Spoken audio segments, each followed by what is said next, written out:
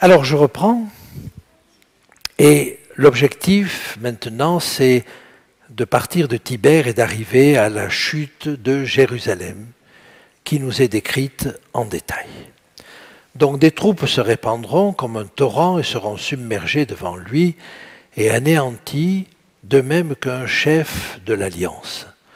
Le chef de l'Alliance, je vous en ai parlé, il s'agit de Jésus, et je vous rappelle simplement qu'au chapitre 9 du livre de Daniel, au verset 25, il nous était parlé d'un oint, prince, Nagid, ou Messie chef, si vous voulez, ou Messie prince, et qu'au verset 27, il faisait une solide alliance avec plusieurs.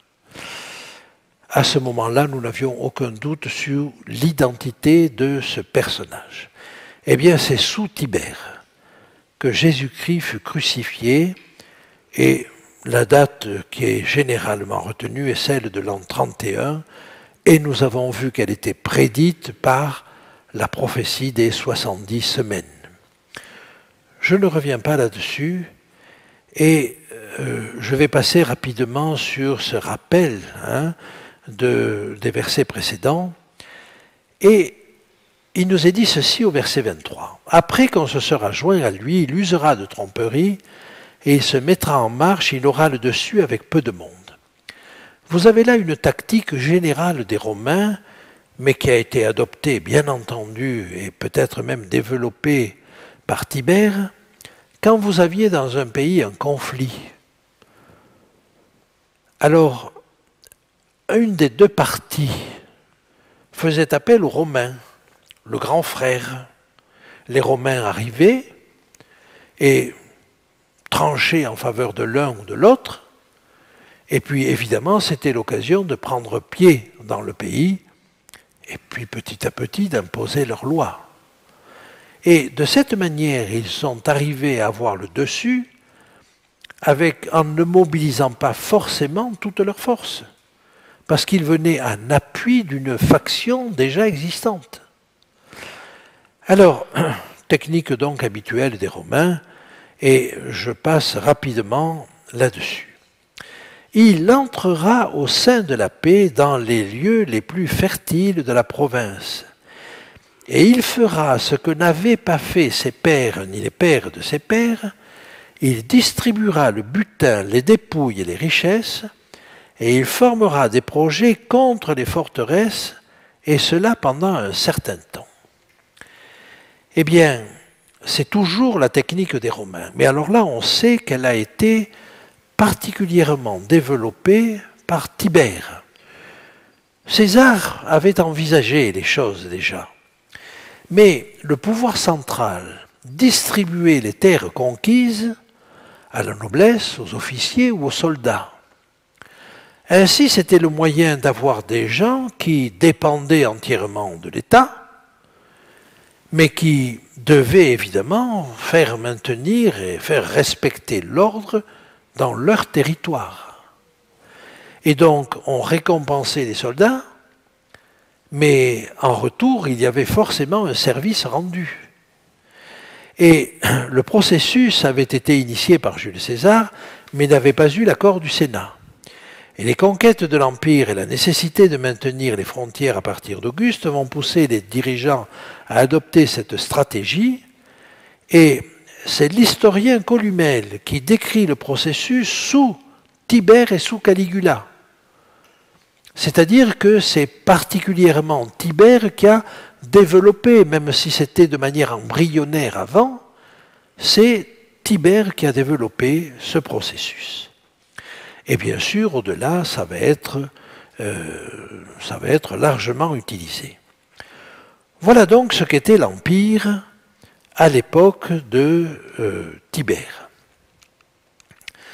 Alors, à la tête d'une grande armée, il emploiera sa force et son ardeur contre le roi du Midi, et le roi du Midi s'engagera dans la guerre avec une armée nombreuse et très puissante. Mais il ne résistera pas car on méditera contre lui de mauvais desseins. Ici, pour moi, se situe la plus grande difficulté du texte. Pourquoi? Parce que vous avez la réapparition du roi du Midi. Or, depuis l'annexion par l'Empire romain de la province d'Égypte, en 30 avant Jésus-Christ, et je vous rappelle que nous sommes là autour des années 30 après Jésus-Christ, il n'y a plus de royaume du Midi. Il n'y a plus du roi du Sud. Et par conséquent, reparler du roi du Sud à ce moment-là comporte une difficulté. Alors, la difficulté me paraît soluble si on comprend qu'à partir de ce verset et jusqu'au verset 31, nous avons une même histoire qui se développe. Et je vais essayer de vous le montrer. J'avance. Et j'avance avec le verset 26. Ceux qui mangeront les mets de sa table causeront sa perte. On ne sait toujours pas de qui on parle, mais il s'agit probablement, là encore, d'un saut dans le temps pour avancer plus loin que Tibère. Les troupes se répandront comme un torrent et les morts tomberont en grand nombre. Les deux rois chercheront en leur cœur à faire du mal, et à la même table ils parleront avec fausseté, mais cela ne réussira pas, car la fin n'arrivera qu'au temps marqué.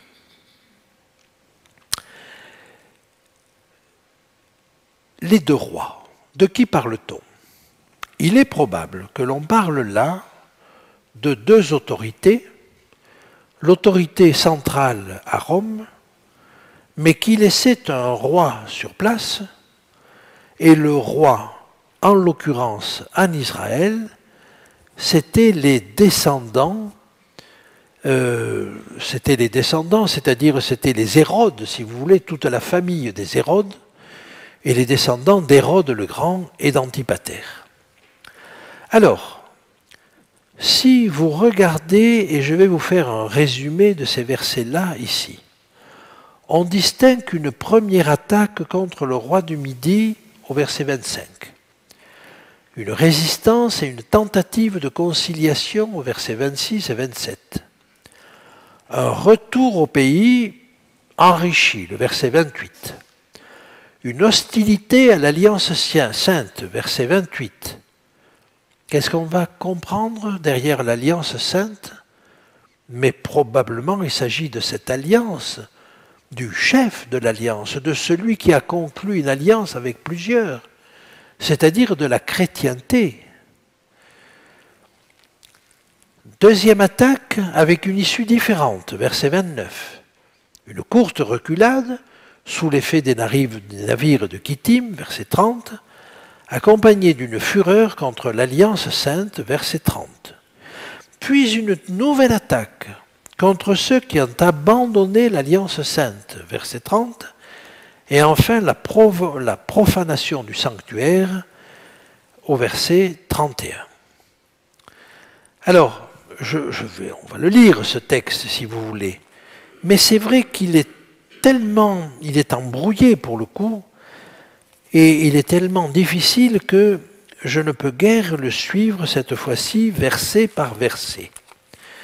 Mais je vais vous le lire dans son entier et on va retenir ces différents éléments, dont Daniel 11.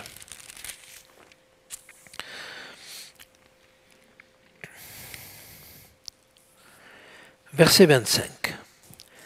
À la tête d'une grande armée, il emploiera sa force et son ardeur contre le roi du Midi.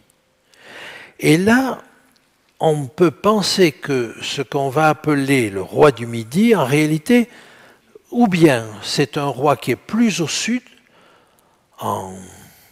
de l'Égypte, et effectivement, il y a eu des révoltes dans le sud de l'Égypte et qui ont été matées par les Romains, peut-être allusion à cela, peut-être allusion à des révoltes juives en Égypte, mais peut-être aussi le fait que c'est non pas le roi, mais les troupes du Midi.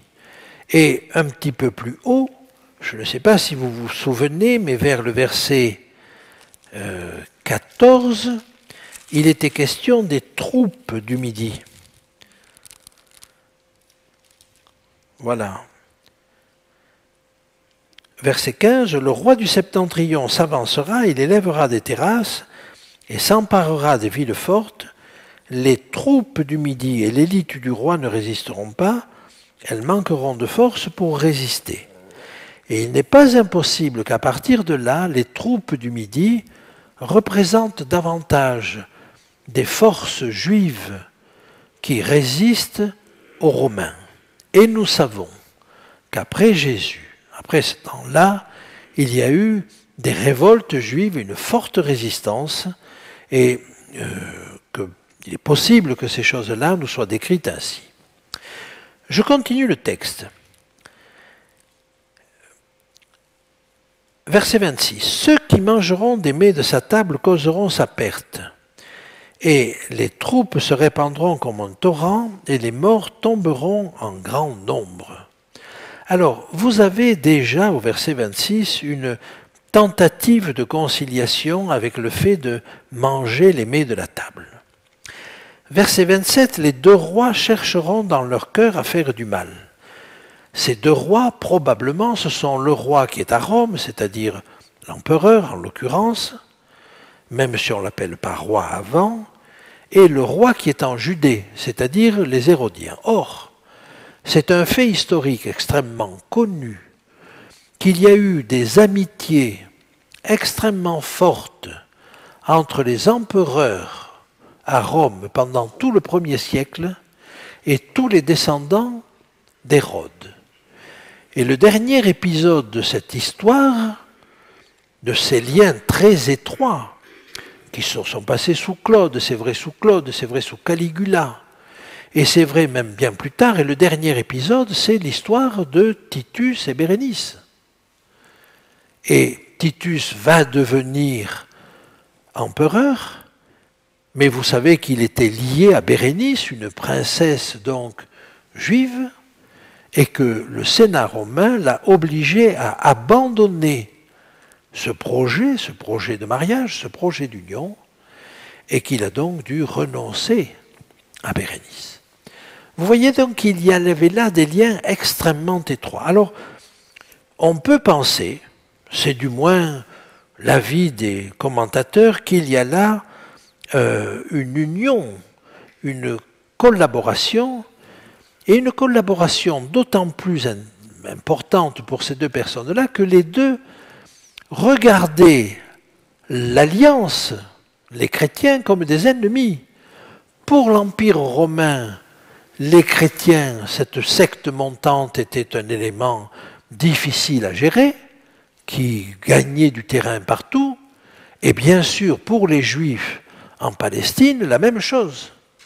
Et donc vous voyez, ces deux puissances avaient intérêt à lutter contre les chrétiens. Alors les deux rois chercheront en leur cœur à faire le mal, et à la même table ils parleront avec fausseté. Mais cela ne réussira pas, car la fin n'arrivera qu'au temps marqué. Il retournera dans son pays avec de grandes richesses. Il est probable, une fois de plus, que là nous nous trouvons en face de 3 attaques que je vais vous détailler maintenant. La première attaque a eu lieu en l'an 66 contre Jérusalem. La première attaque a eu lieu en l'an 66 par Cestius Gallus. Il a attaqué Jérusalem, mais les Juifs se sont vaillamment défendus et lui ont fait subir une défaite telle qu'il a failli mourir, et il a dû fuir. Mais sans doute avait-il par ailleurs de bonnes dispositions gestionnaires, de sorte qu'il a su s'accumuler une bonne richesse et qu'il est reparti dans son pays à la fin de ses fonctions pour sa retraite avec un bon petit pactole. Il est probable qu'il s'agit de lui. Il retournera dans son pays avec de grandes richesses. Il sera dans son cœur hostile à l'Alliance sainte, hostile aux chrétiens. Il agira contre elle, puis retournera dans son pays. À une époque fixée, Alors, ce « il », c'est toujours l'autorité romaine qui est derrière. Il retournera dans son pays avec de grandes richesses. À une époque fixée, verset 29, il marchera de nouveau contre le Midi. Et vous voyez que là, on ne dit pas le roi du Midi, mais le Midi. Mais on dit de nouveau. Donc il est probable qu'il s'agit de la même force contre laquelle il va lutter. Et effectivement, Cestius Gallus était gouverneur de Syrie. Donc pour Jérusalem, il arrivait du nord. Bien.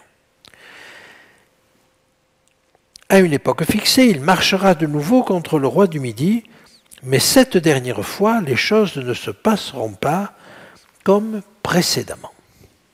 Alors après que Cestius Gallus ait été vaincu, vous comprenez bien que les Romains ne pouvaient pas accepter que les légions romaines soient vaincues. Ça, c'était impossible. Alors, ils ont fait appel à leur meilleur général, celui qui était en train de combattre en Germanie, et en d'autres termes, c'était Vespasien.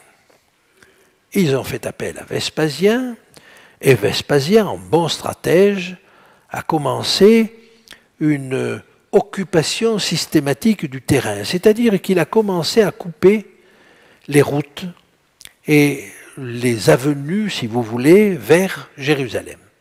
Il n'a pas attaqué Jérusalem tout de suite. Il a commencé à, à assécher, si j'ose dire, Jérusalem. Et donc, il a fait toute une stratégie, petit à petit, où il a cerné, si vous voulez, Jérusalem. Et voilà qu'au moment de l'attaquer, une nouvelle va arriver. Alors regardons ceci. Des navires de Kittim, verset 30, s'avanceront contre lui, et découragé, il rebroussera. Le texte là va un petit peu plus loin que ce que dit l'original, autant que j'ai pu en juger. En réalité, Kittim, c'était Chypre. Mais d'une manière beaucoup plus générale, c'était tout ce qui venait de l'Ouest, c'est-à-dire tout ce qui venait de Rome. Et donc, je ne crois pas qu'il faille prendre Kittim dans un sens très étroit. Et d'ailleurs, on a d'autres textes parallèles qui nous montrent que cette origine de Kittim était en réalité une origine de l'Ouest. Et à son retour, donc, il rebroussera. Est-ce qu'il est découragé par ces nouvelles de Kittim? Non, pas découragé. Le texte parle plutôt d'une hésitation. Quelle est la nouvelle qu'il reçoit et qui le fait hésiter? Eh bien, nous sommes en 68 et c'est la mort de Néron. Et voilà que Vespasien, alors qu'il est en train de cerner Jérusalem, apprend que Néron est mort. Or, c'est le meilleur général à l'époque des armées romaines, et avec ce titre-là, il espère bien avoir l'Empire. Mais c'est un stratège. Il ne rentre pas tout de suite à Rome. Il va laisser ses armées à son fils, qui n'était pas là son fils adoptif, mais qui était son fils, selon la chair, Titus. Il lui laisse les armées, mais avec la mission de ne pas attaquer. Il ne faudrait pas subir des revers au moment où il est en train de siéger, de vouloir prendre le pouvoir. Alors, il a toute une stratégie. Il passe d'abord en Égypte. Là, il s'assure que les légions romaines sont bien sous ses ordres, qu'il les contrôle bien. Et puis, l'Égypte, c'est le grenier à blé de tout l'Empire romain et de Rome en particulier. Donc, il faut être sûr que de ce côté-là, l'Égypte est de son côté. Et ce n'est qu'après s'être assuré de cela qu'il va aller à Rome. Que s'est-il passé à Rome depuis la mort de Néron? Vous avez trois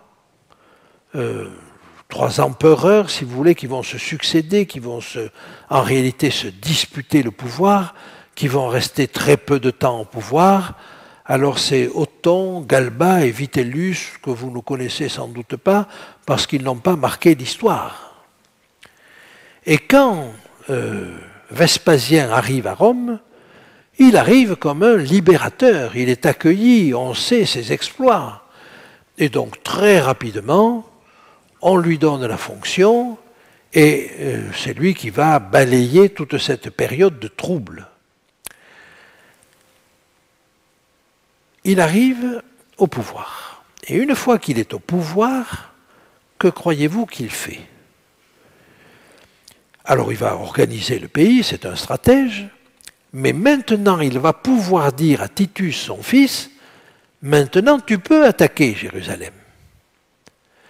Donc vous voyez, on est sur 3 attaques, si j'ose dire. L'attaque de Cestius Gallus, l'attaque de Vespasien, mais qui n'était pas allé jusqu'au bout, qui était une tactique, stoppée par la nouvelle de la mort de Néron, et maintenant que Vespasien a le pouvoir bien en main, alors il va lancer Titus à la conquête de Jérusalem.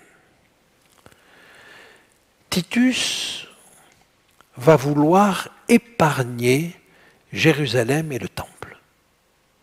Et pour ce faire, il va il va lancer des appels pour que Jérusalem puisse se rendre sans être obligé de créer un bain de sang. Mais il se trouve qu'à Jérusalem, vous avez des extrémistes à tout crin qui menacent de mort ceux qui voudraient simplement sortir de la ville, et la ville va être réduite à une situation de famine absolument épouvantable.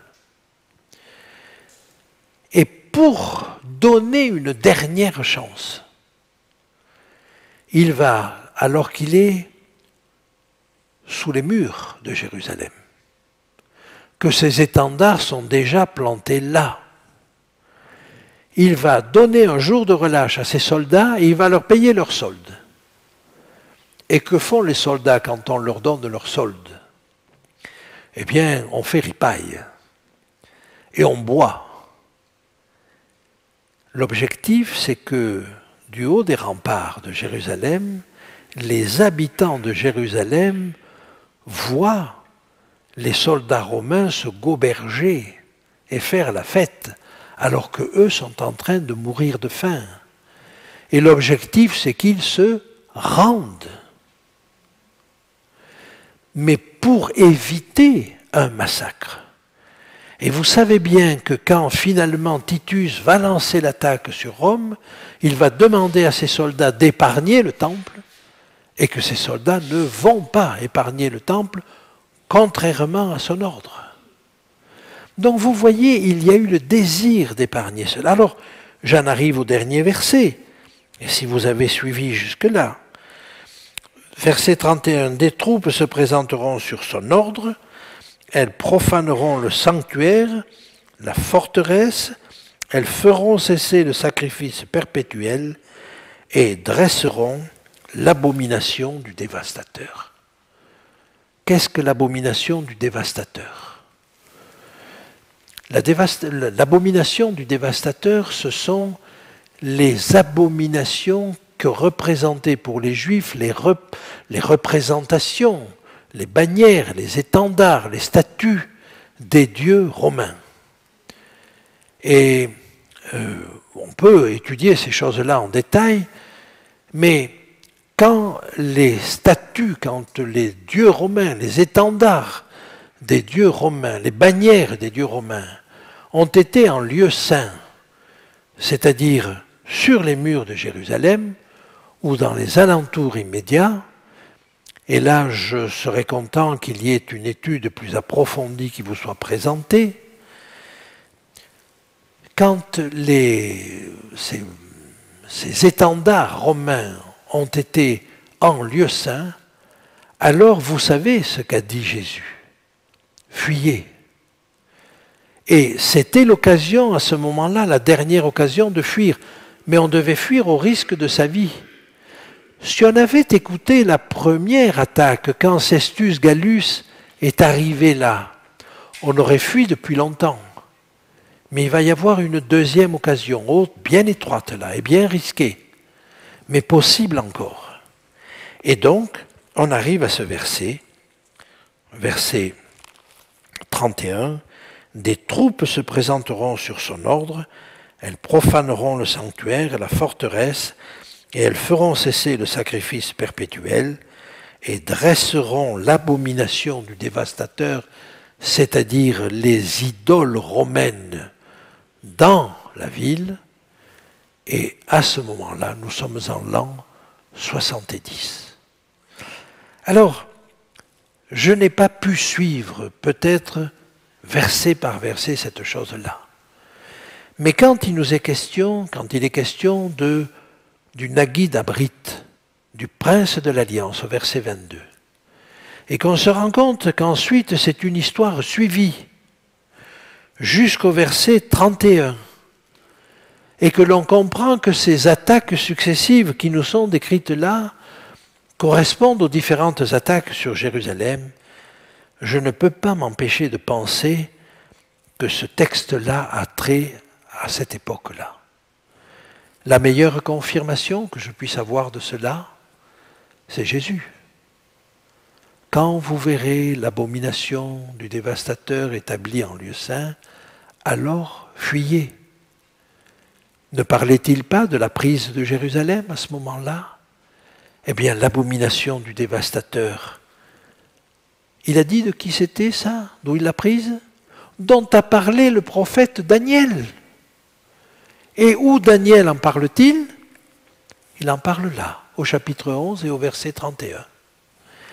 Et vous voyez donc que par cette approche-là, qui même si elle n'est pas aussi précise qu'on le souhaiterait, parce que peut-être le texte est difficile à comprendre, mais il a suffisamment d'éléments pour nous permettre de comprendre que nous sommes là sur la réalisation d'une prophétie que Jésus connaissait et qu'il a donnée comme avertissement à son peuple. Avons-nous, nous, de notre temps, un signe? Eh bien ça, si vous voulez, c'est ce que nous verrons dans les exposés suivants. En attendant, je vous remercie de votre attention parce que c'était un moment difficile, avec beaucoup d'histoires, beaucoup de données, mais il me semblait que ça valait la peine d'être dit parce que c'est quand même un texte tout à fait remarquable. Merci de votre attention.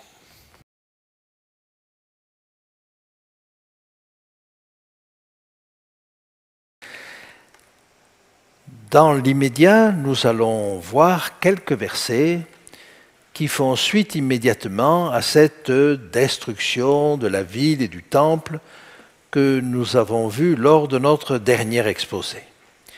Et nous allons donc examiner les versets 32 à 35 de ce chapitre 11.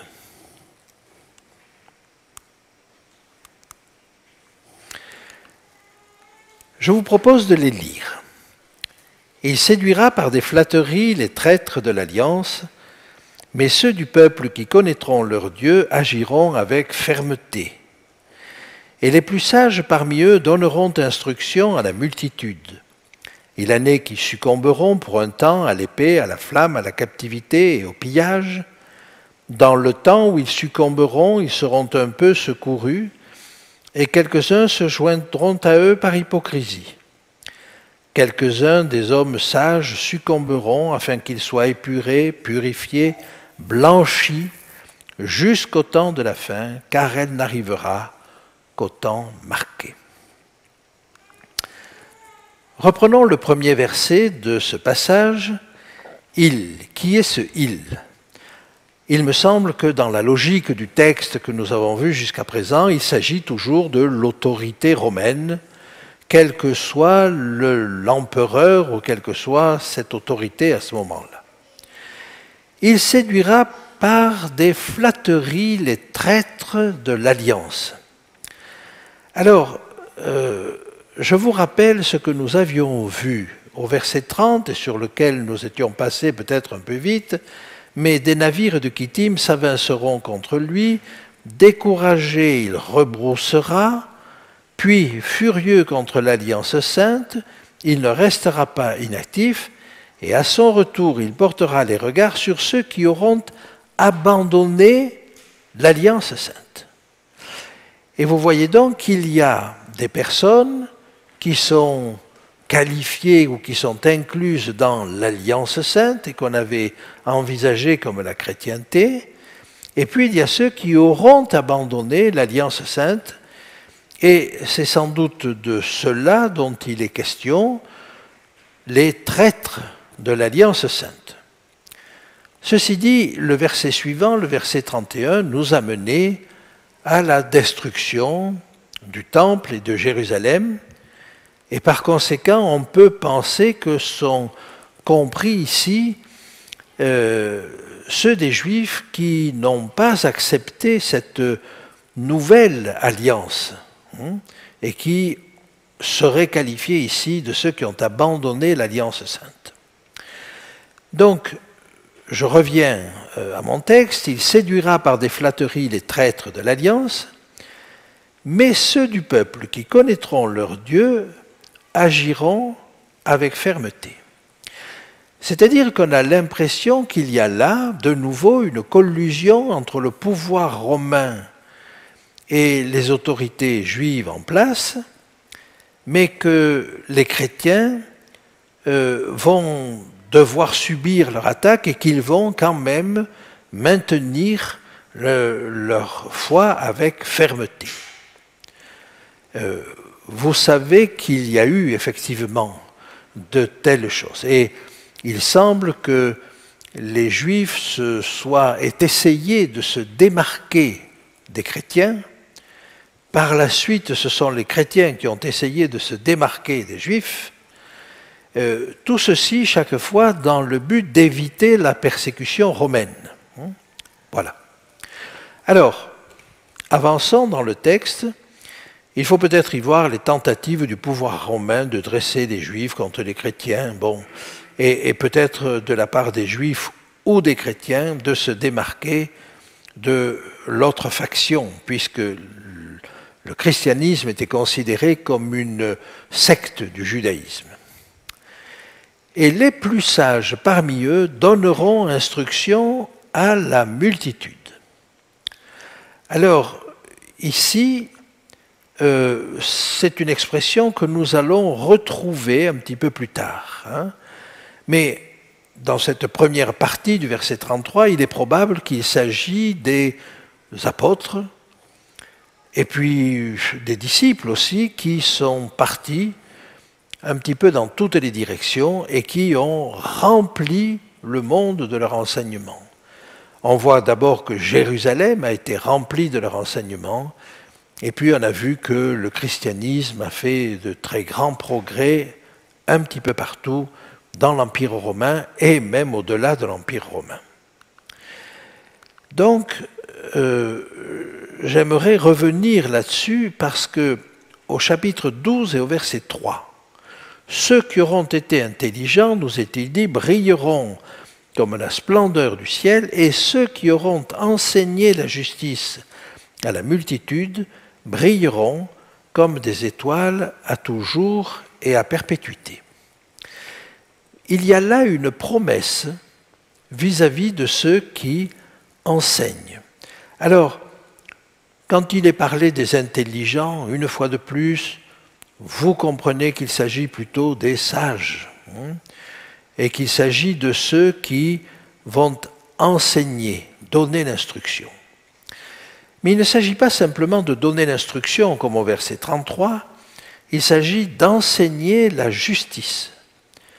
Et il est probable qu'il faut comprendre le fait d'enseigner la justice qui vient de Christ, dans ce cas-là. Donc, enseigner la justice à la multitude, et ils brilleront comme des étoiles à toujours et à perpétuité. Vous savez que l'apôtre Paul lui-même considérait ceux qu'il avait amenés à l'Évangile comme autant d'étoiles qui brilleraient sur sa couronne. Ils étaient sa couronne de gloire. J'aborde maintenant la dernière partie du verset. il en est qui succomberont pour un temps à l'épée, à la flamme, à la captivité et au pillage. Et on comprend bien qu'il s'agit là des persécutions. Et si dans un premier temps, alors que les chrétiens ne représentaient pas aux yeux des Romains un danger considérable, il n'empêche quand même que les persécutions ont commencé, semble-t-il au moins, avec Néron. Bien, nous allons voir ces persécutions, mais j'ai été amené à relire un petit peu les raisons qui ont amené les Romains à persécuter les chrétiens. Et j'ai été frappé par le caractère nouveau, à mes yeux, des articles que j'ai pu lire là-dessus et qui montrent une évolution dans la pensée. Et cette évolution, elle est dans plusieurs directions. La première tendance actuelle est de minimiser ce qu'ont été ces persécutions. Ces persécutions ont été atroces. Elles ont fait des milliers de morts. Et maintenant, on a tendance à dire qu'elles étaient souvent très localisées, limitées à quelques personnes. On souligne aussi que chaque fois, elles ont été perpétrées à la suite d'exactions des chrétiens. Par exemple, l'assassinat d'un tel ou un tel, mais ça s'est traduit par la suite par une multitude d'assassinats. Donc vous voyez, là encore, minimiser la responsabilité des autorités et augmenter la responsabilité des chrétiens dans l'évolution de ces persécutions. Par conséquent, je crois qu'il y a là une tendance qui prépare la population très certainement à de nouvelles persécutions. Alors, nous aurons sans doute l'occasion d'en reparler, mais il me semble que c'est très important de réaliser que dans ce que nous lisons et dans les analyses qui sont faites depuis le XXIe siècle, c'est-à-dire depuis quelques années, il y a une évolution et une tendance à minimiser ces persécutions. Il en est qui succomberont donc à l'épée, à la flamme, à la captivité et au pillage. Nous avons toute une série de persécutions qui sont recensées, et sans doute y a-t-il eu des actes plus localisés que d'autres. Mais d'une manière générale, on considère qu'il y a eu une dizaine ou une douzaine de persécutions dont toutes ou presque étaient locales, mais dont deux furent générales. Et je vous donne là la liste des persécutions. Si on commence avec Néron, vous voyez que c'est avant même la chute de Jérusalem. Il semble que les autorités romaines, à un moment donné, aient compris que les Juifs étaient peut-être plus dangereux et plus nombreux que les chrétiens, et qu'il y ait eu un retournement. Il n'empêche que la persécution suivante, recensée, c'est celle de Domitien. Et c'est au cours de cette persécution que Jean sera déporté à l'île de Patmos. Un peu plus loin, et peu après, la persécution de Trajan, puis celle de Marc Aurèle, et là nous sommes vers la fin du 1er siècle, du 2e siècle, ensuite la persécution de Septime Sévère, puis la persécution de Maximin le Thrace, puis la persécution de Dèce. Et là, de 249 à 251, c'est-à-dire pendant quand même 2 ou 3 ans, c'est une persécution généralisée dans tout l'Empire que nous allons avoir. La persécution de Valérien, ensuite, à peine plus tard, la persécution d'Aurélien et surtout, considérée comme la dernière et la plus grave, la persécution de Dioclétien. Et cette persécution, Dioclétien va l'initier en 303 avant Jésus-Christ. De notre ère, excusez-moi, en 303 de notre ère. Et elle va se terminer 10 ans plus tard, en 313 de notre ère. Et c'est Constantin qui va y mettre fin. Je dis qu'elle a été initiée par Dioclétien parce que Dioclétien ne va pas la terminer. Il va prendre sa retraite, si j'ose dire, mais ses successeurs vont la poursuivre avec autant de rage. Et vous avez dans la lettre à Smyrne, dans l'Apocalypse, la perspective d'une persécution de 10 jours, c'est-à-dire de 10 ans. Et incontestablement, il s'agit de cette persécution de Dioclétien qui va durer de 303 de notre ère à 313.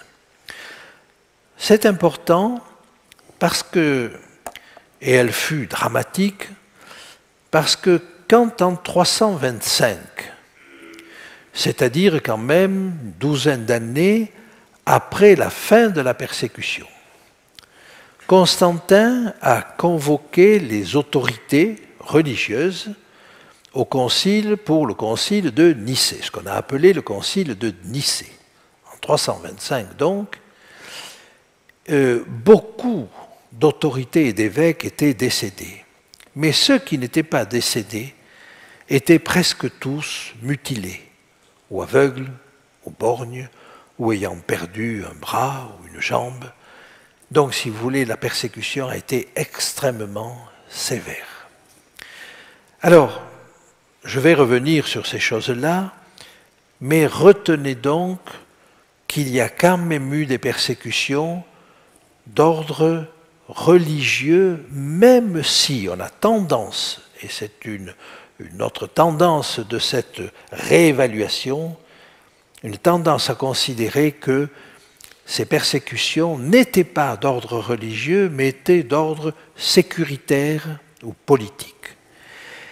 Et les raisons invoquées par les autorités pour ces persécutions, c'était le fait de troubler l'ordre public, c'était le fait de ne pas participer à la vie de la cité, c'était le fait de ne pas rendre un culte à l'autorité, c'est-à-dire à l'empereur, puisque l'empereur était quelque part divinisé et qu'il y avait un culte à l'empereur.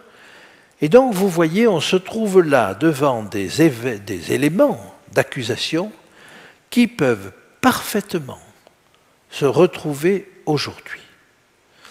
Et peut-être pensons-nous que les persécutions qui sont annoncées dans l'Apocalypse sont des persécutions strictement religieuses. Probablement ce seront les mêmes raisons, c'est-à-dire des raisons d'ordre social.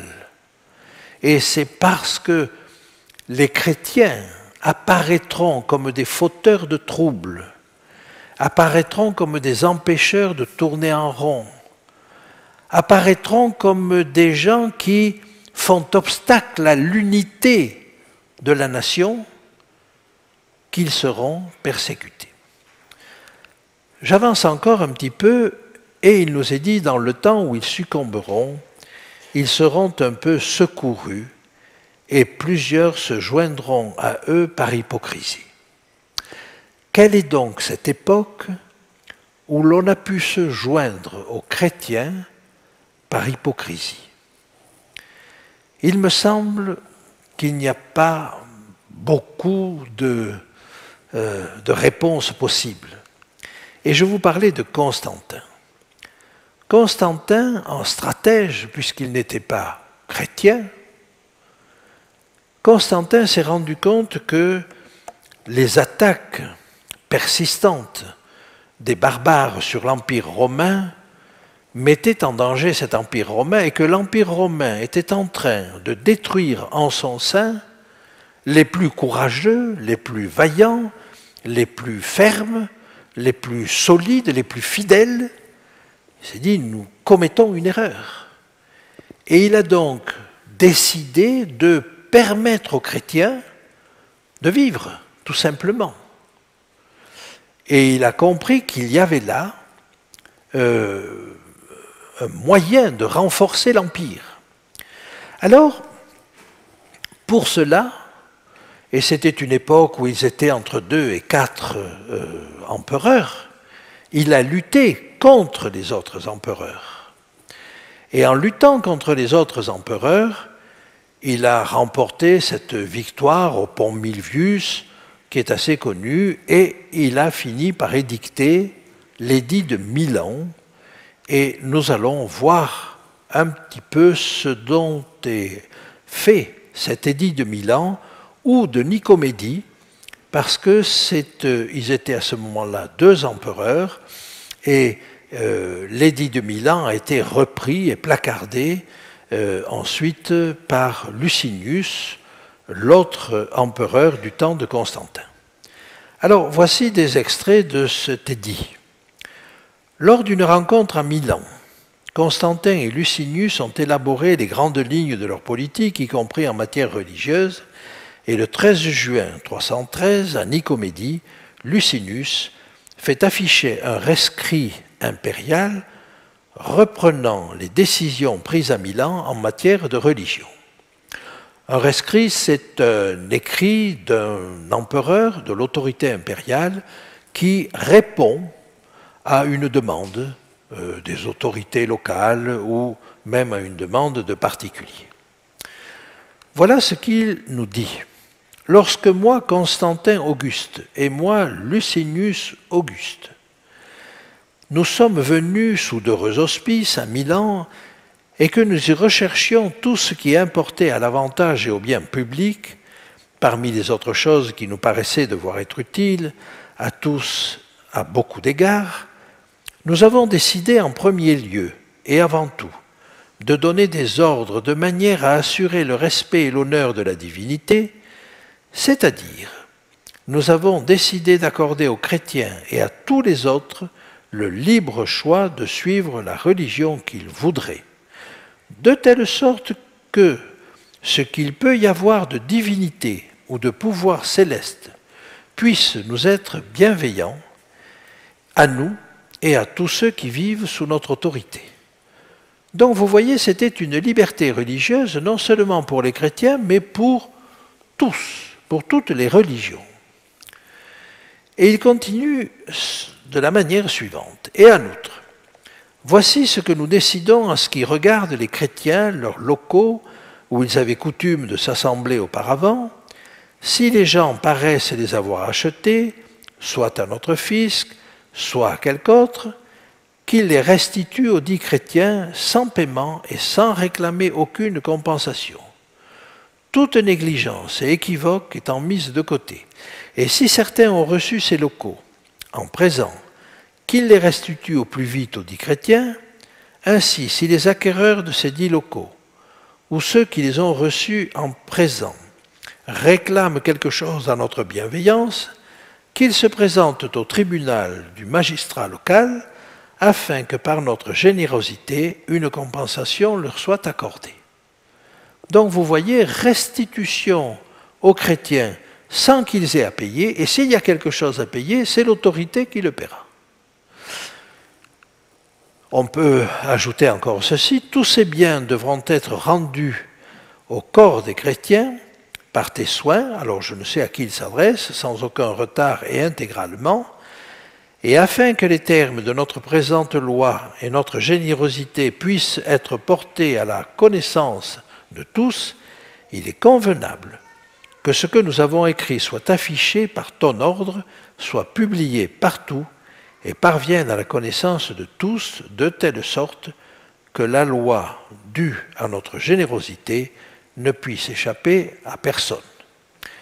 Et on comprend bien qu'il a l'intention par là d'assurer sa propre publicité, bien entendu. Il veut que ce soit connu. Mais vous voyez qu'ils sont deux. Il y avait Constantin et Licinius. Les années suivantes, il va y avoir une lutte entre Constantin et Licinius. Et finalement, Licinius va être éliminé. et puis ce sera le concile de Nicée. Alors, j'avance encore un petit peu, mais à cette même époque, il faut savoir que se constitue une hérésie majeure, c'est l'hérésie arienne.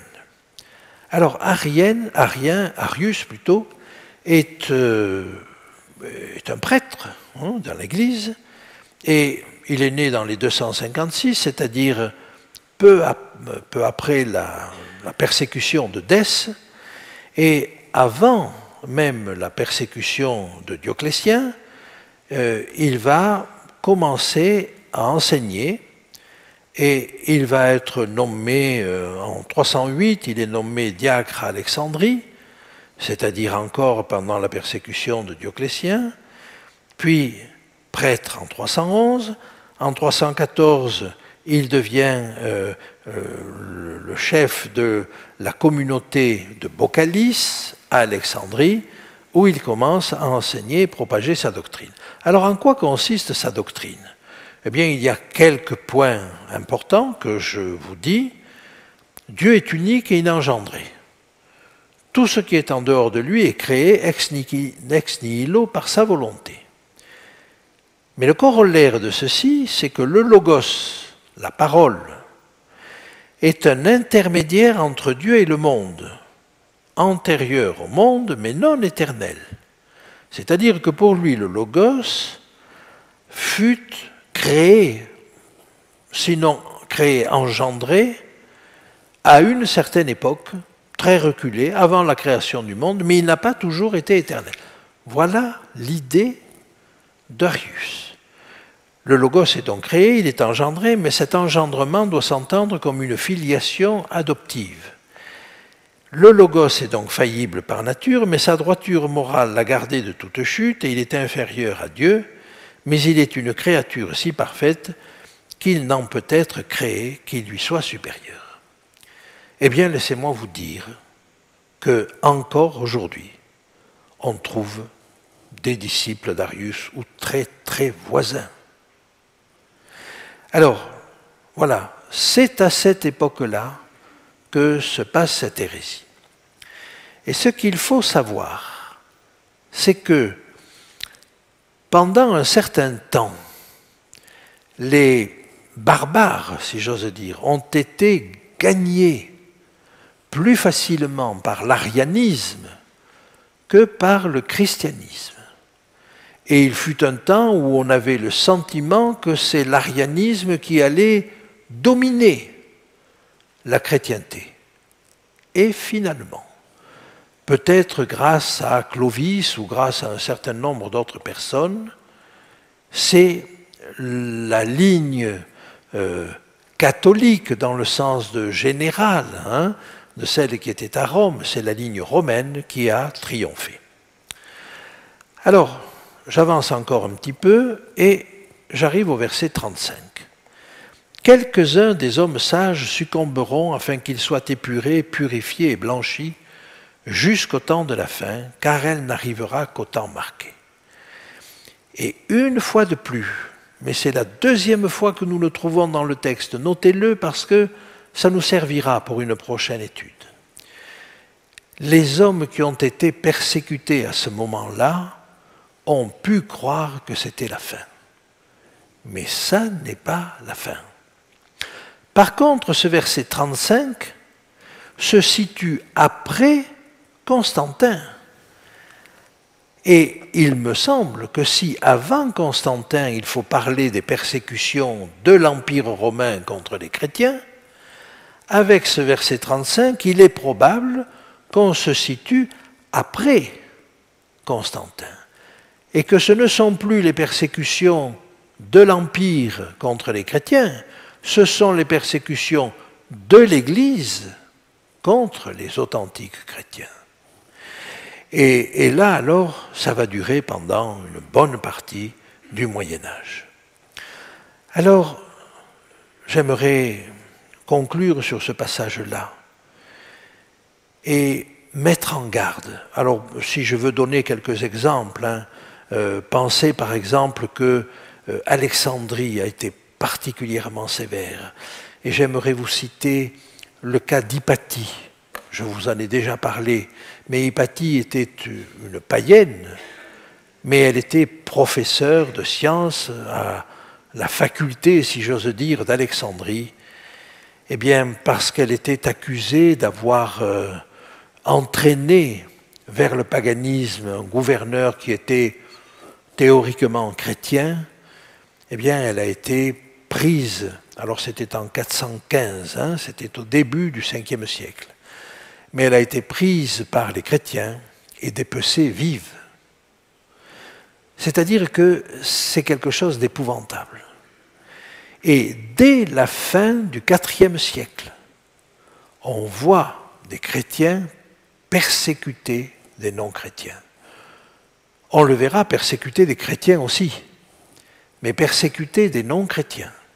Et j'ai eu l'occasion d'écouter une émission où un poète latin, païen, qui était en Germanie et qui avait épousé une fille d'une tribu germaine. Hein, et cet homme-là se plaignait des exactions des chrétiens, et c'était à la fin du IVe siècle. Par conséquent, si vous voulez, il nous faut nous méfier. Et j'aimerais terminer sur cette invitation de persécuter. En moins d'un siècle, l'Église est devenue persécutrice. Dans le temps d'une vie, chacun de nous peut, par excès de zèle, par fanatisme, de persécuter, devenir persécuteur. Et il nous faut veiller à cela. Parce que pris dans un mouvement général, d'appel à l'unité de la nation, de la population, et vous sentez que je parle de choses actuelles, on peut être confronté à cette chose-là. C'est-à-dire, petit à petit, croyant bien faire, devenir soi-même persécuteur. Que Dieu nous préserve de telles choses. Je vous remercie et je vous propose d'examiner les quelques versets suivants dans les minutes qui viennent.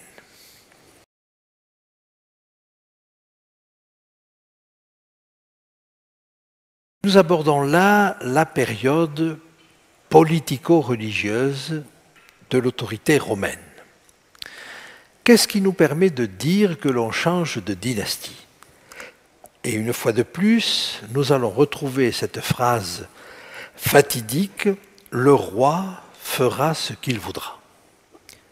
Alors j'aimerais déjà vous faire remarquer qu'on reprend le terme de roi, qu'on n'avait pas utilisé jusque-là pour l'autorité en place, sauf peut-être quand il est parlé des deux rois. Mais le roi fera ce qu'il voudra. J'aimerais vous signaler donc ce texte, hein, où nous n'avons plus celui ou celui qui, rappelez-vous, hein, au verset 20 du chapitre 11. Par contre, dans Daniel 8, à la fin de leur règne, quand on nous parle de cette petite corne, et le commentaire qui en est fait nous dit, alors lorsque les pécheurs seront consumés, il s'élèvera un roi. Donc cette petite corne est qualifiée de roi.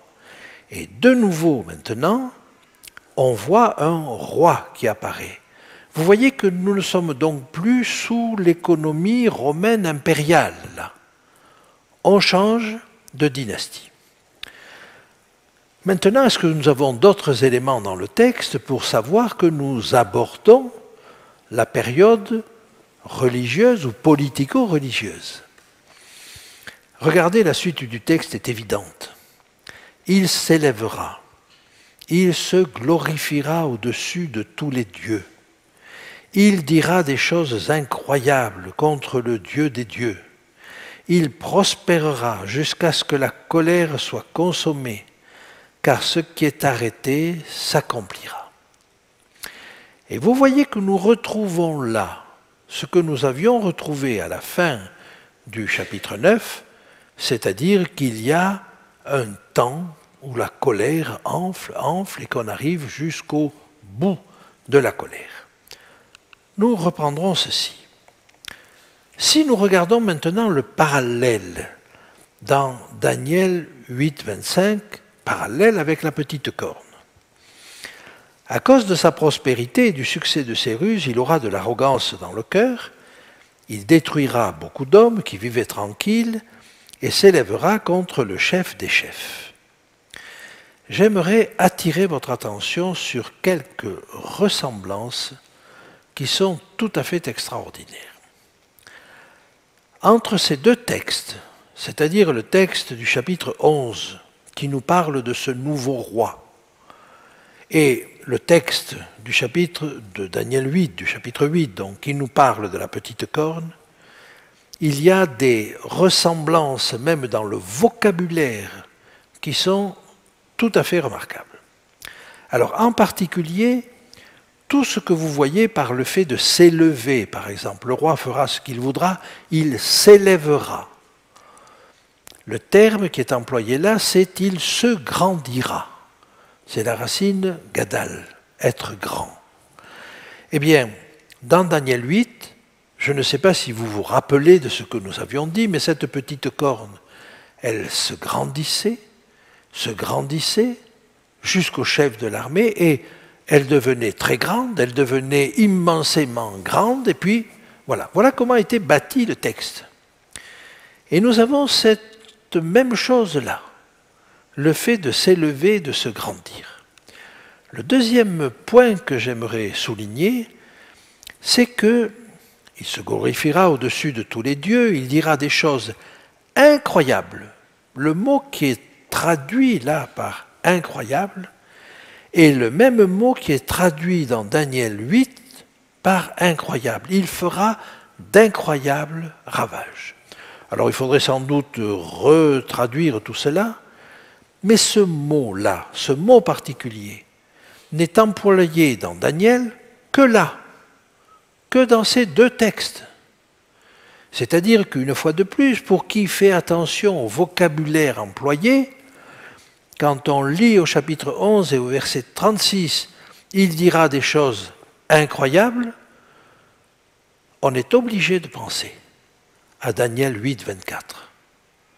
Donc vous voyez, ça n'est pas un rapprochement artificiel, c'est un rapprochement dû aux termes mêmes qui sont employés. Alors on ne fait pas toujours la relation, mais elle est claire, elle est évidente. Il prospérera, cette notion de prospérité, il réussira dans ses entreprises. Donc vous voyez le fait de se grandir, ces choses incroyables, la prospérité, sa réussite, tout cela rapproche ces deux entités. Et non seulement ça les rapproche à travers le vocabulaire, mais ça le rapproche dans le déroulement. Parce que dans le déroulement de Daniel 7 ou de Daniel 8, c'est de l'Empire romain que va sortir cette petite corne. Dans Daniel 8, c'est de l'un des vents des cieux, vous vous rappelez, que va sortir cette petite corne. C'est-à-dire d'une des extrémités, en d'autres termes, de Rome, puisque d'ailleurs elle va s'agrandir vers le Midi, vers l'Orient, vers Midi, vers Carthage, vers l'Orient, vers la Grèce, et puis vers le plus beau des pays. Par conséquent, si vous voulez, tous ces éléments nous permettent de voir, à partir du verset 36, que nous sommes arrivés là, auprès d'un roi qui est l'équivalent de la petite corne dans Daniel 7 et dans Daniel 8. Laissez-moi avancer et vous dire que très probablement, l'apôtre Paul avait compris cette chose-là. Et j'aimerais vous citer ce texte qui est dans la deuxième épître aux Thessaloniciens et qui dit ceci: « Que personne ne vous séduise d'aucune manière, car il faut qu'auparavant l'apostasie soit arrivée et que se révèle l'homme de perdition, l'adversaire qui s'élève au-dessus de tout ce qu'on appelle Dieu ou de ce qu'on adore, d'où tire-t-il cette idée? Qu'un jour il y aura un homme de perdition, ce qu'il appelle un homme de perdition, qui s'élèvera au-dessus de tout ce qu'on appelle Dieu. Mais ça, c'est dans Daniel 11, 36 que vous l'avez. Et il va plus loin, jusqu'à s'asseoir dans le temple de Dieu. C'est-à-dire qu'il va supplanter le chef de l'armée dans le service du sanctuaire. C'est-à-dire qu'il fait la jonction avec ce qui nous est dit dans le chapitre 8, à la fois dans les explications, mais dans ce qui nous est dit de cette autorité qui va faire descendre le sanctuaire depuis le ciel sur la terre, jusqu'à s'asseoir dans le temple de Dieu et se faire passer lui-même pour Dieu. Le reste du texte nous dit ceci. Et vous savez ce qui le retient. C'est-à-dire que pour lui, cet homme de péché ne se manifeste pas encore. Pourquoi? Parce qu'il est retenu. Et il est retenu par une entité qu'il ne veut pas nommer. Parce que c'est risqué. Mais il va la nommer et faire comprendre ce que c'est. Pourquoi? Parce que lui, Paul, est sous l'autorité de l'Empire romain. Elle est là l'autorité qui le retient. Et tant qu'il y a l'Empire romain, on ne peut pas voir apparaître cette nouvelle force. Il a donc compris qu'il y avait là un enchaînement qui est futur pour lui, et un enchaînement entre le pouvoir politique romain, celui sous lequel il est, mais il y a une apostasie qui doit arriver et qui ne pourra arriver qu'avec la chute de l'Empire romain. Je vous laisse regarder en détail ce texte de l'apôtre Paul, mais il est quand même assez extraordinaire et il est pour moi l'occasion de montrer que l'apôtre Paul avait certainement largement compris cette prophétie au point qu'il était capable d'anticiper ce qui allait arriver. J'avance encore et le verset suivant nous dit « Il n'aura d'égard ni au Dieu de ses pères, ni à la divinité qui fait les délices des femmes, ni il n'aura égard à aucun Dieu, car il se glorifiera au-dessus de tous. » On a du mal à imaginer cela. Alors, il n'aura égard ni au Dieu de ses pères. Bon, peut-être s'agit-il du fait qu'il est issu du monde païen et que la majorité des chrétiens, au bout d'un certain temps, ont été d'origine païenne et n'ont pas regardé leurs anciens dieux. Il est possible qu'il s'agisse de cela. Ni à la divinité qui fait les délices des femmes. Alors il y a là-dessus plusieurs interprétations. Certains ont voulu y voir le célibat des prêtres. Bon, je ne suis pas sûr que ce soit la bonne approche, mais il y avait un culte qui était très prisé, surtout par les femmes, d'ailleurs que seules les femmes pouvaient célébrer. C'était un culte à Adonis. Alors ce culte à Adonis, c'était le culte de l'amour, et seules les jeunes filles et les femmes participaient. Il se déroulait une fois par an, au printemps, il durait 2 jours. Un jour à la mort d'Adonis, qui célébrait la mort d'Adonis, et le deuxième jour qui célébrait sa résurrection. Et vous voyez bien toute la tentation qu'il y a de glisser de ce type de pratique à des choses comme la Pâque. De la même manière qu'il était facile de glisser de la fête du soleil, de la renaissance du soleil le 25 décembre, à la naissance de Jésus. Et ça, c'est ce qui a été pratiqué dans l'optique de gagner les païens à la foi chrétienne. Chaque fois que l'on fait cela, chaque fois que l'on tente un compromis de ce type-là, ce n'est jamais l'authentique christianisme qui l'emporte sur le paganisme. C'est toujours le paganisme qui l'emporte sur le christianisme. Je crois qu'il faut que nous soyons au clair là-dessus. C'est-à-dire que le fait de pactiser, le fait de mêler des enseignements, d'essayer de les faire correspondre, de les ajuster, nous conduit toujours à une dégradation. Je vous dis cela avec une pensée précise pour aujourd'hui.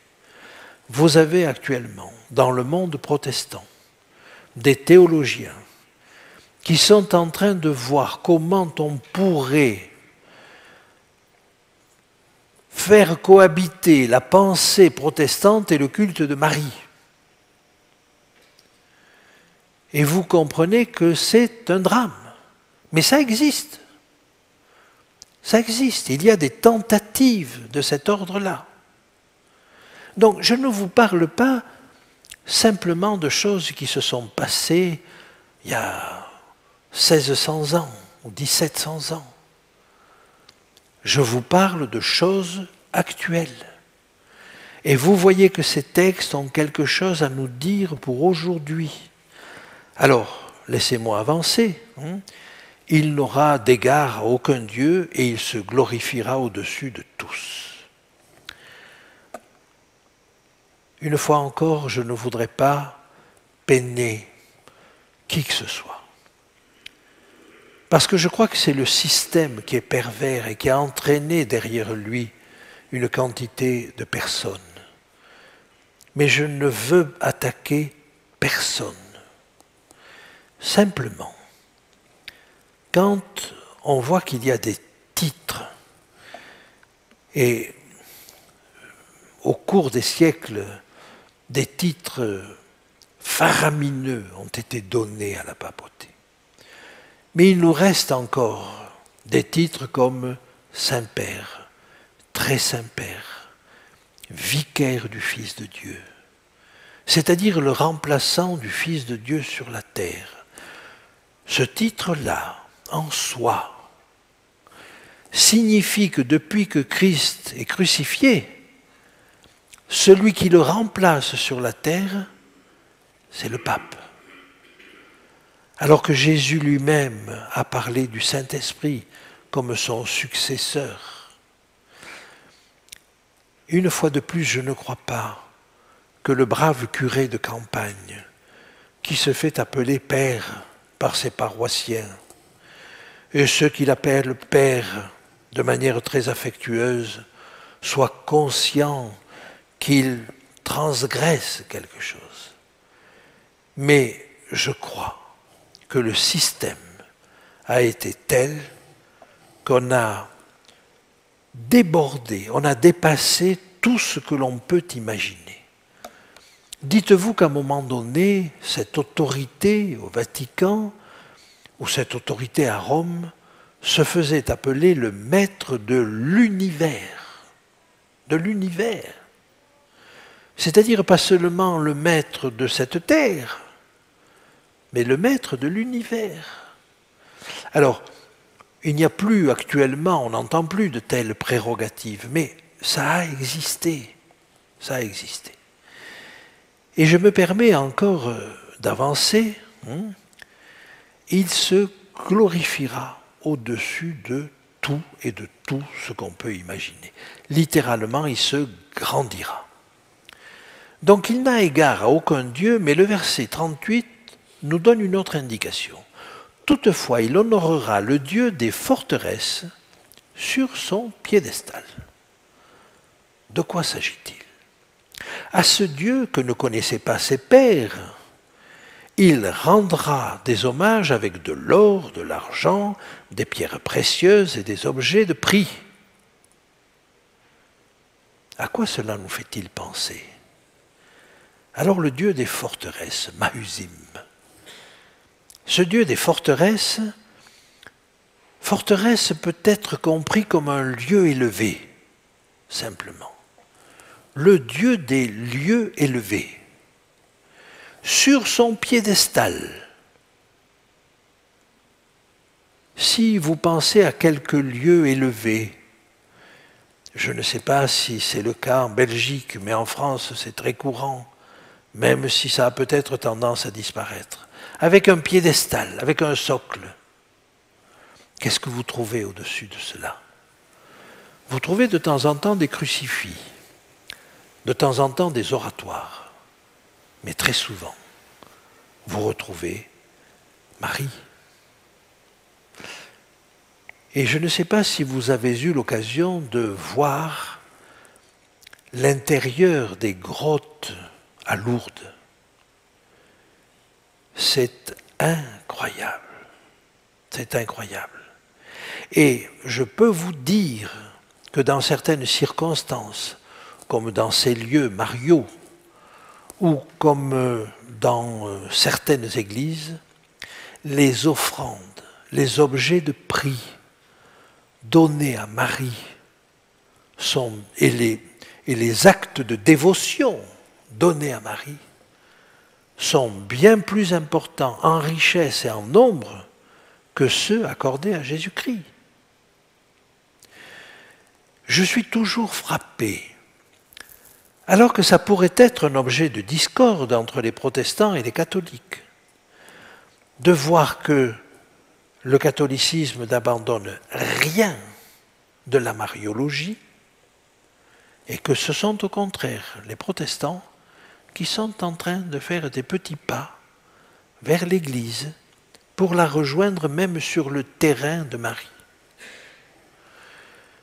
Savez-vous que même Vatican I, au XIXe siècle, a confirmé ce culte à Marie et a confirmé certains éléments de Marie qui nous paraissent incroyables. Non seulement, si vous voulez, on a reporté sur Marie tout ce que l'on accordait à Christ, mais parfois même au-delà. On a prétendu que Marie contenait Dieu, comme la maman contient l'enfant. Et même encore maintenant, ne dit-on pas Marie, mère de Dieu? Est-ce qu'on réalise ce que représente cette expression qui est passée dans le langage courant? Marie, mère de Dieu. Comme si Dieu avait un antécédent en Marie. Je suis persuadé dans mon fort intérieur que la majorité de ceux qui disent cela ne réalisent pas la profondeur de ce qu'ils disent. Mais vous voyez qu'il y a là des choses graves, très graves. Et alors vous pouvez vous promener dans la campagne française, si vous voyez un petit monticule, si vous voyez une montagne, une colline qui s'élève un peu au-dessus des autres dans une région, et vous vous approchez, que trouvez-vous? Un piédestal et une statue de Marie. Alors voilà, toutefois il honorera le Dieu des forteresses sur son piédestal, le Dieu des lieux élevés sur son piédestal, et à ce Dieu que ne connaissaient pas ses pères, il rendra des hommages avec de l'or et de l'argent, avec des pierres précieuses et des objets de prix. J'avance encore et je vais vous donner quelques éléments du culte marial. L'origine, c'était à Éphèse avec le culte d'Artémis. Et on l'a dérapé vers le culte marial. Au 5e siècle, Ambroise de Milan est le père de la mariologie. Et alors il a développé une quantité de choses sur les capacités et sur les choses à rendre à Marie. Elle, Marie, est le temple de Dieu et non pas le Dieu du temple. Le temple, elle contient Dieu. Au 8e siècle, il y a eu Germain de Constantinople. Dieu obéit à Marie comme à sa mère. Dieu obéit à Marie comme à sa mère. Et personne ne se sauve sans Marie. Aucune grâce n'est accordée sans elle. Quelques éléments simplement pour vous dire à quelle extrémité on est arrivé dans ce cas-là. Je n'insiste pas davantage, je ne veux pas alourdir mon propos. Mon propos est plutôt un appel à revenir à la saine doctrine de la parole de Dieu. C'est avec le Dieu étranger qu'elle agira contre les lieux fortifiés. Et voyez, là, lieu fortifié va prendre un autre sens, c'est-à-dire des territoires. Et il comblera d'honneur ceux qui le reconnaissent, il les fera dominer sur plusieurs, et il leur distribuera des terres pour récompense. Est-ce que c'est arrivé cela? Mais bien sûr. Les charges d'évêques étaient accompagnées d'autorités sur les territoires. Et vous aviez la dîme que l'on versait au seigneur local, et vous aviez la dîme que l'on donnait à l'évêque. Et alors, pour qu'il n'y ait pas, on m'avait même enseigné cela, pour qu'il n'y ait pas une dîme qui soit sur les 90% qui restaient, l'évêque et le seigneur y allaient ensemble. Comme ça, au lieu de 19%, on avait 20% à tous les deux. Bref, je crois qu'il nous faut avancer là et comprendre que le système romain a fait exactement la même chose que l'Empire romain. Vous rappelez-vous ce que je vous disais de Tibère? La chose avait été tentée par Jules César, mais en réalité c'est Tibère qui l'a mise en place et qui consistait à distribuer les terres aux soldats. Eh bien, l'Église va faire pareil. Elle va distribuer les terres aux évêques et aux archevêques. Donc, on se trouve devant le même principe, la même idée, la même manière de fonctionner. Alors, je vous l'ai marqué là, les charges d'évêques étaient bien sûr récompensées avec des terres, mais étaient payantes. Et au début des élections des papes, quand on était vers le 5e siècle, il fallait soudoyer un certain nombre de personnes et d'électeurs pour pouvoir être élu pape. Alors ça a donné la simonie que l'on connaît bien, au point que même le Sénat romain, quand il existait encore, et l'autorité barbare qui était à l'époque également sur Rome, ont décidé toutes les deux de donner un décret interdisant cette pratique de soudoyer les électeurs pour l'élection du pape. Vous voyez qu'il y a là des choses extrêmement étonnantes qui se sont passées, mais dont on ne peut pas dire qu'elles aient lieu et qu'elles aient cours aujourd'hui, ou alors c'est caché. Il me reste maintenant, pour terminer ce passage, puisque nous allons étudier la suite dans les minutes qui viennent, il me reste à vous dire que de manière, là encore, très innocente, une quantité de personnes sont entraînées vers un faux culte. Mais de la même manière, je crois qu'il nous faut nous interroger nous-mêmes sur éventuellement un faux culte que nous ferions, un faux culte à l'unité, un faux culte à la cohésion sociale, un faux culte à la cohésion dans l'Église même.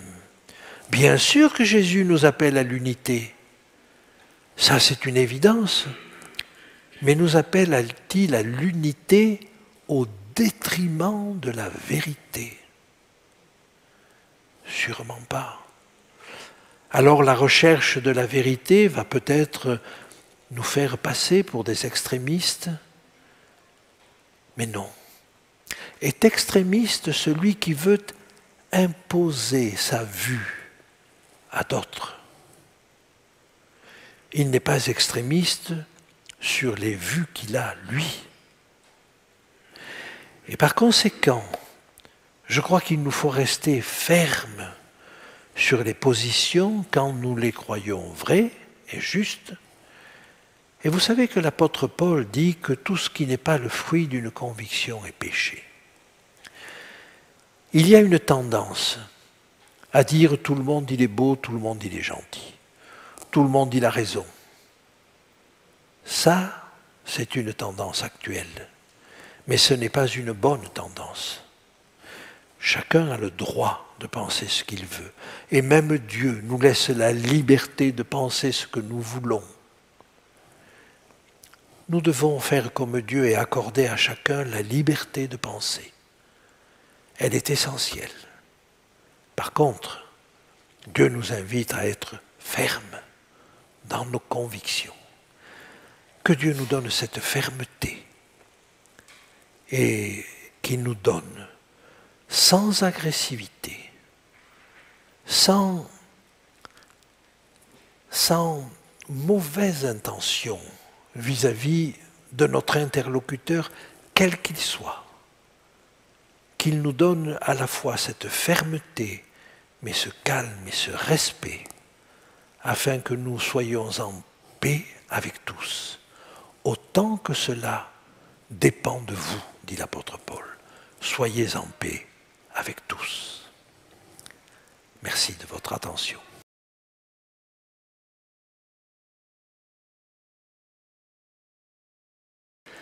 Nous abordons la dernière partie du chapitre 11, et je vous l'avoue, pour moi, une des plus intéressantes. Au temps de la fin, nous est-il dit.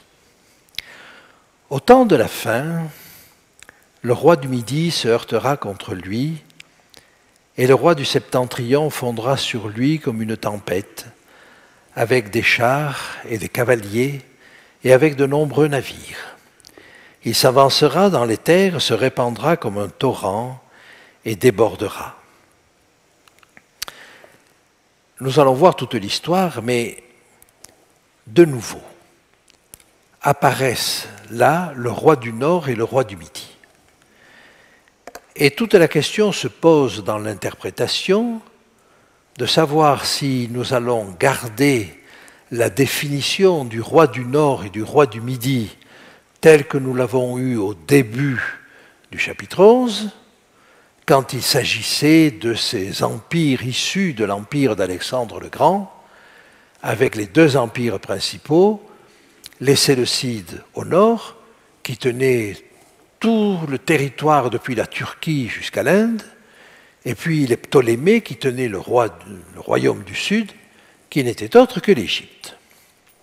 Alors avant d'aborder cela, je vais m'attarder un tout petit peu sur la toute première partie, au temps de la fin. Au temps de la fin, c'est assez clair. Mais nous sommes au temps de la fin. Et quand? Quand exactement? Ça fait combien de temps que dure le temps de la fin? Et vous vous rappelez qu'au chapitre 8, on avait une expression, la fin des temps, hein? Cette vision est pour un temps qui sera la fin, c'est à peu près la même expression, et on avait vu que ça se situait à partir de la purification du sanctuaire. Mais l'expression qui est ici, me semble-t-il, nous dit quelque chose de plus précis encore. Et j'aimerais mettre cela en relation avec ce que vous avez au début du chapitre 12. Au tout premier verset du chapitre 12, verset 1, vous avez cette expression « En ce temps-là se lèvera Michaël ». Alors nous verrons ce que signifie que Michaël se lève. Mais la suite du verset nous dit clairement que quand Michaël se lève, ceux du peuple qui sont trouvés inscrits dans le livre sont sauvés. C'est-à-dire que nous nous trouvons à la fin du jugement de la maison de Dieu, au moment où Michaël, le Fils de l'homme qui vient sur les nuées des cieux, que nous avons vu au chapitre 7, vient recevoir du Père le royaume. C'est-à-dire que le sort de chacun est arrêté à ce moment-là. Et si je mets en relation ces deux versets, le verset 40 du chapitre 11 qui me dit « au temps de la fin », il va se passer quelque chose que nous allons étudier, que nous allons voir. Et dans la foulée, le chapitre 12 me dit « en ce temps-là », c'est-à-dire dans le même temps ou juste après. Et juste après, eh bien, c'est la fin du jugement. En d'autres termes, ce que nous allons voir là se situe immédiatement avant le moment où chacun aura scellé ou non son alliance avec Dieu. Ce ne sera pas encore le retour de Christ, nous allons le voir avec le début du chapitre 16, mais ça en est très proche. Et vous comprenez bien qu'à partir du moment où Christ a son royaume, a en main, après le jugement de la maison de Dieu, tous ceux qui lui appartiennent, il ne va pas tarder à venir les chercher. Donc nous sommes là, dans le dernier jalon de l'histoire.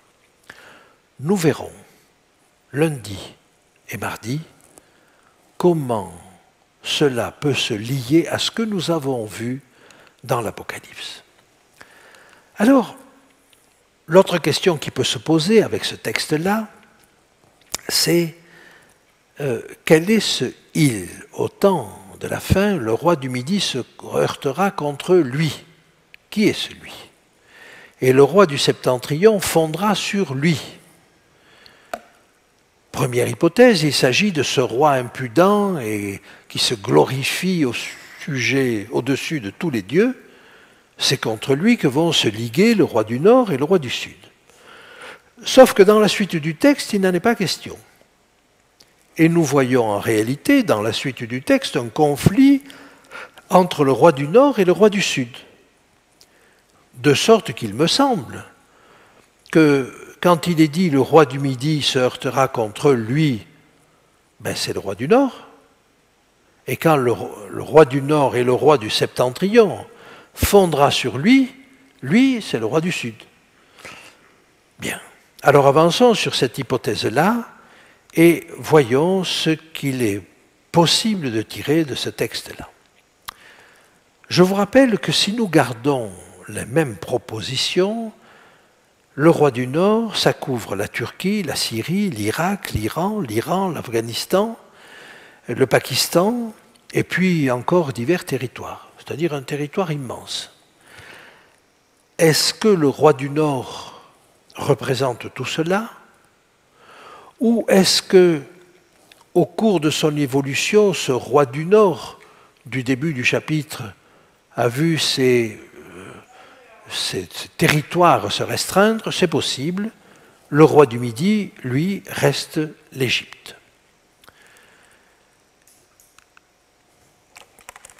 Je continue. Il entrera dans le plus beau des pays. Donc, si je prends le verset qui précède, il fondra sur lui, le roi du Septentrion, donc du Nord, fondra sur lui comme une tempête, avec des chars, des cavaliers, avec de nombreux navires. Il s'avancera dans les terres, se répandra comme un torrent et débordera.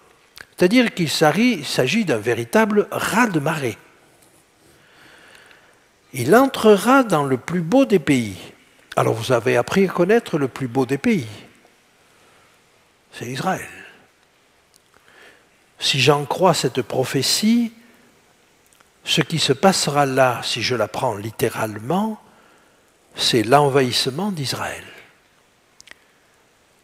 Mais me direz-vous, si vous avez un tout petit peu les yeux sur la politique, jamais les États-Unis ne lâcheront Israël. Et on peut broder là-dessus. Sauf que ça me paraît un peu moins vrai qu'il y a quelques années. Mais peu importe, je ne veux pas faire de la politique fiction. Le fait qu'Israël puisse être envahi est déjà en soi quelque chose de tout à fait remarquable. Et si ça se produit un jour, alors vous pourrez dire, attention, là on est dans les derniers jours, dans les derniers temps. Parce que immédiatement après, c'est Michael qui se lève. Alors je reviens au déroulé de mon histoire là. Mais Édom, alors plusieurs succomberont, beaucoup de morts. Nous verrons le parallèle un peu plus tard avec la 6e trompette. Mais Édom, Moab et les principaux des enfants d'Ammon seront délivrés de sa main. Ah, nous avions vu jusque-là 2 pays, le roi du Nord et le roi du Midi. Mais Édom, Moab et les enfants d'Ammon, quel pays est-ce que ça représente aujourd'hui? Eh bien, si vous regardez au bout de votre Bible, c'est la Jordanie. C'est exactement la Jordanie. Or, la Jordanie a toujours observé une attitude de neutralité. C'est la Suisse du Moyen-Orient. Et dans cette attaque du nord vers le sud, il nous faut remarquer que dans la situation géopolitique actuelle, la Jordanie a une position de neutralité. D'un autre côté, les pays qui sont au nord d'Israël sont les plus virulents contre lui. Et le pays au sud d'Israël, l'Égypte, est peut-être celui qui entretient, je ne dis pas les relations les plus amicales, mais les relations les moins hostiles à son égard. Mais arrivé à ce point-là, se pose une question. Est-ce que nous avons raison d'aborder ces événements dans une interprétation littérale? Est-ce qu'il ne nous faut pas comprendre le roi du Nord et le roi du Sud de manière plus symbolique? Et il y a des interprétations qui courent dans ce sens-là. Permettez que je n'y adhère pas et que je vous dise en 2 mots pourquoi. Le premier point, c'est qu'il faudrait changer de système d'interprétation. C'est-à-dire qu'il faudrait avoir un système d'interprétation pour le début du chapitre 11 et considérer que le roi du Nord, c'était tous les Séleucides, et le roi du Sud, c'était les Ptolémées et l'Égypte. Et à la fin, il faudrait considérer que c'est un autre système. Je ne dis pas que c'est impossible, mais je n'ai rien dans le texte qui m'indique qu'on change de système d'interprétation.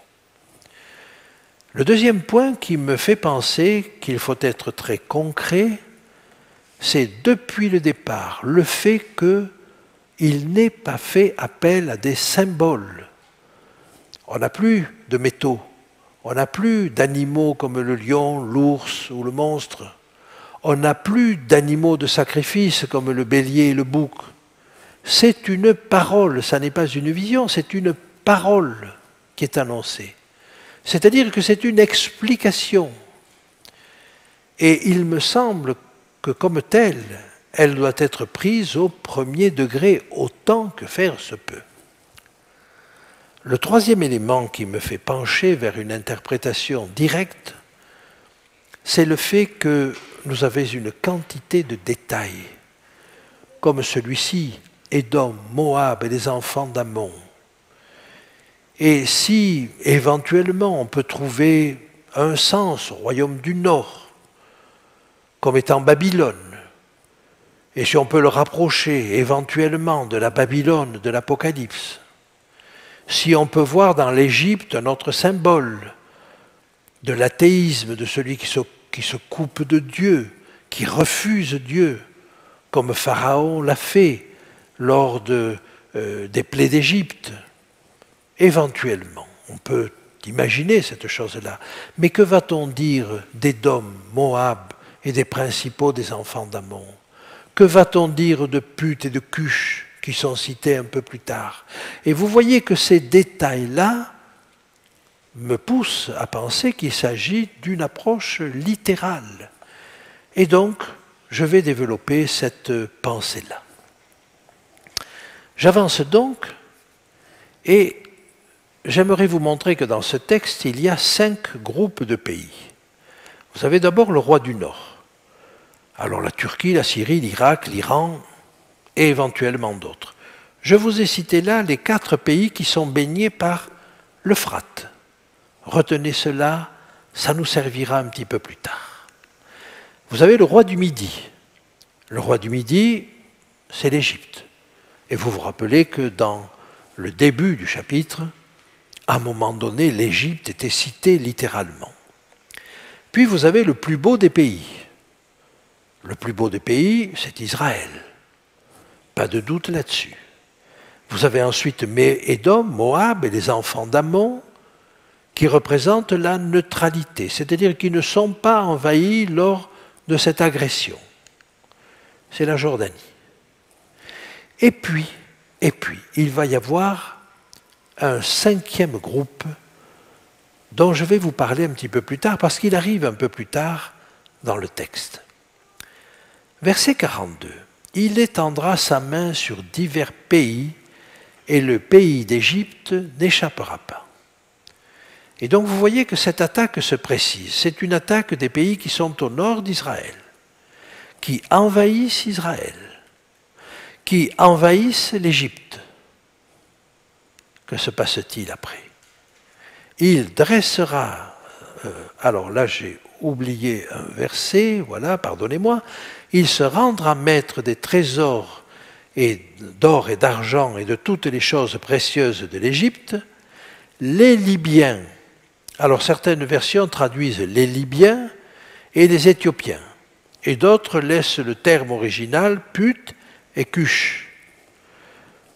Peu importe, on sait très bien que Put représente les Libyens et que Cush représente les Éthiopiens. Et nous voyons donc que là, il est question des Libyens et des Éthiopiens qui seront à sa suite. Et voilà donc le dernier groupe de ces 5, c'est Put et Cush qui représentent la Libye et l'Éthiopie. Et la Libye et l'Éthiopie, on marche de concert avec le royaume du Nord. Arrêtons-nous un instant. Arrêtons-nous un instant.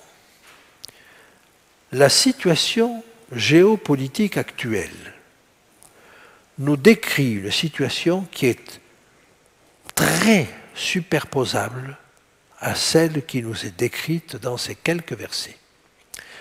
Et ne croyez pas que ça a toujours été le cas. Au cours de l'histoire, des tas d'alliances se sont faites et se sont renversées. Mais actuellement, si nous prenons la situation actuelle, les pays les plus opposés à Israël, bien que la Turquie ait encore quelques accords, en particulier pour l'eau avec Israël, on voit bien que la Turquie est en train de se durcir et de s'islamiser avec encore les pouvoirs, cette semaine-ci, des pouvoirs supplémentaires qui ont été accordés à son président. Donc je reprends, la Turquie, la Syrie, l'Irak et l'Iran sont les pays les plus opposés à Israël. Politiquement, l'Égypte est là, dans la région, est la moins opposée à Israël. Le pays le plus neutre, c'est la Jordanie. Et si nous sortons de la région pour aller en Afrique, avec la Libye et l'Éthiopie, nous trouvons des pays dont nous pouvons dire à l'heure actuelle qu'ils sont quand même très influencés par l'islamisme radical et que donc ils vont tout à fait dans le sens d'une opposition à Israël. En d'autres termes, la situation géopolitique actuelle se superpose exactement, ou presque exactement, à ce qui nous est décrit ici. Alors je ne veux pas faire de prédiction là-dessus. Je suis simplement en train de vous dire que la situation dans cette région, les alliances ou les oppositions, sont telles qu'elles nous sont décrites dans ce texte-là.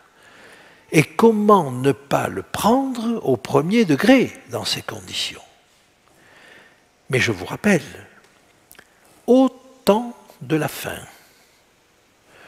même il y a 50 ans, même il y a 100 ans, la situation n'était pas celle-ci.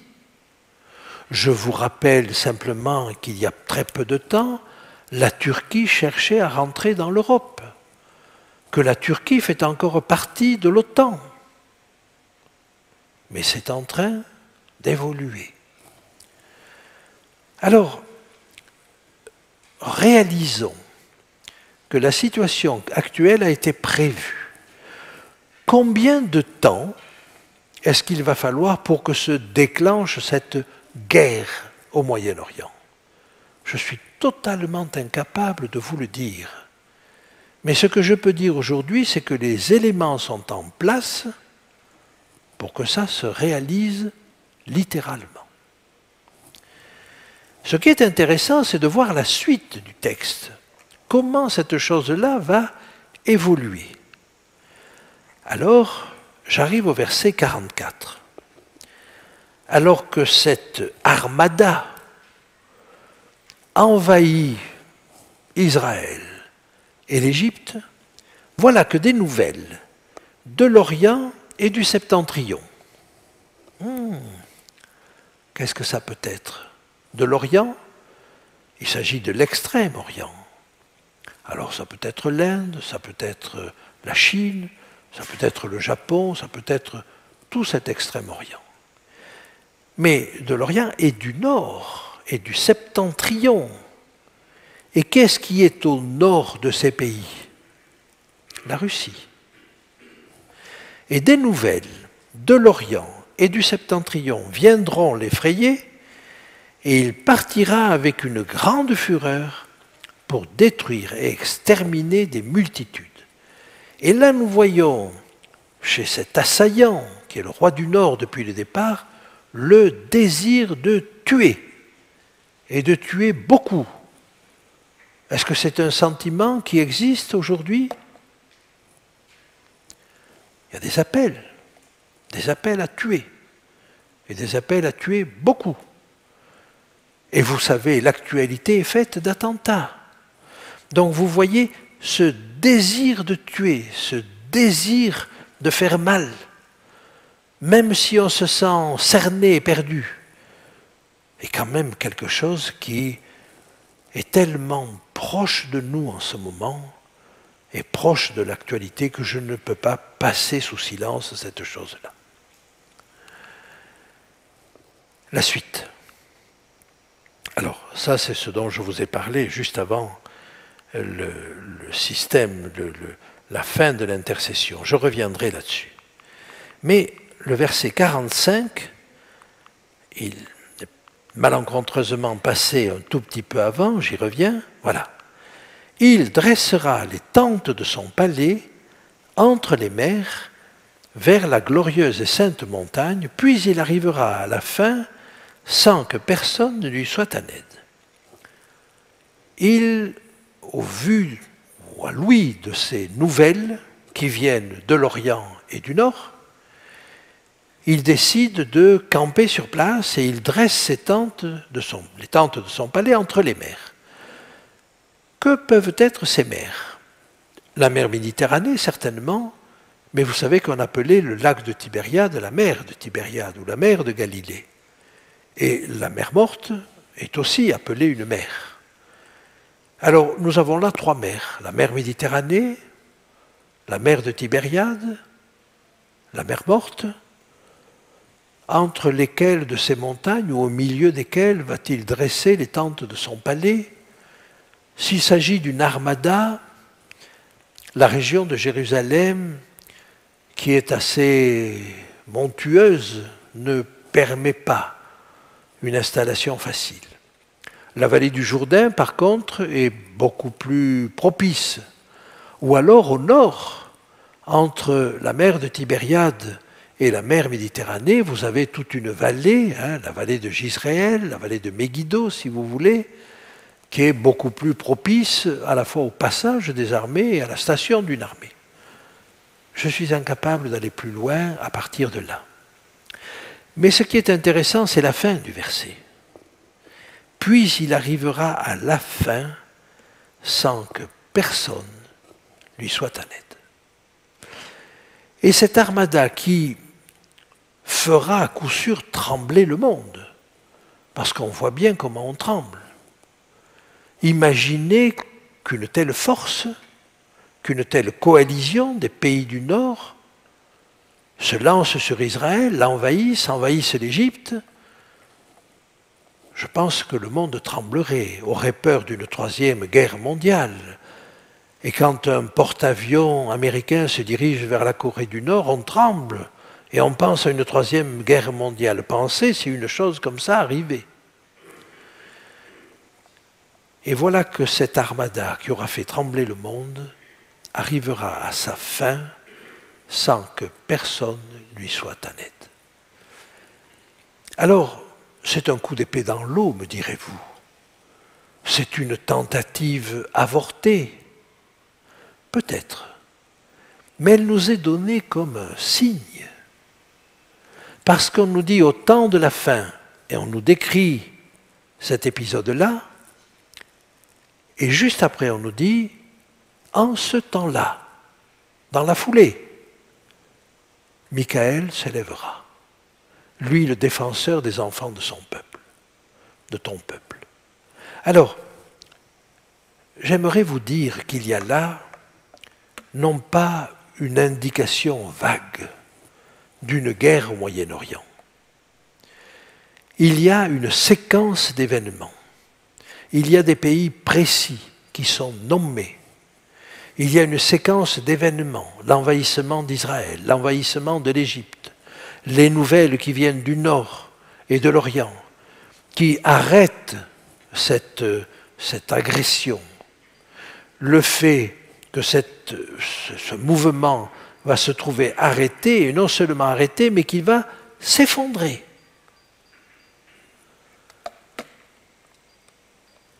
Il y a là donc une séquence d'événements et une série de pays qui fait que cet événement ne peut pas être confondu avec n'importe quel autre événement. Mais si un jour, mes amis, vous voyez que les pays au nord d'Israël se coalisent, envahissent Israël, envahissent l'Égypte, puis sont arrêtés dans leur progression et finalement s'effondrent avec l'aide de la Libye, de l'Éthiopie, en évitant la Jordanie.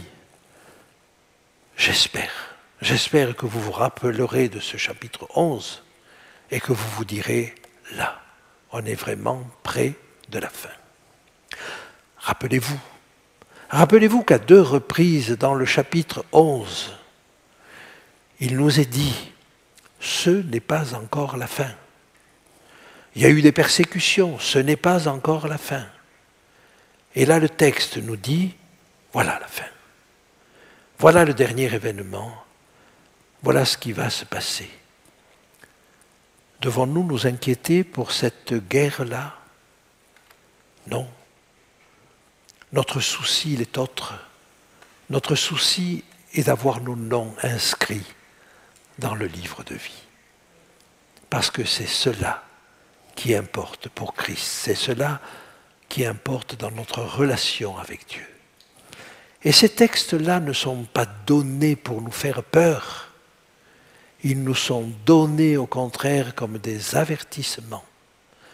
Que Dieu nous aide à le percevoir comme un avertissement et comme la manifestation de son amour pour nous dire ces événements, ces troubles ne sont pas l'occasion d'avoir peur, ils sont au contraire l'occasion d'annoncer l'Évangile partout, tant qu'il en est temps. Merci de votre attention.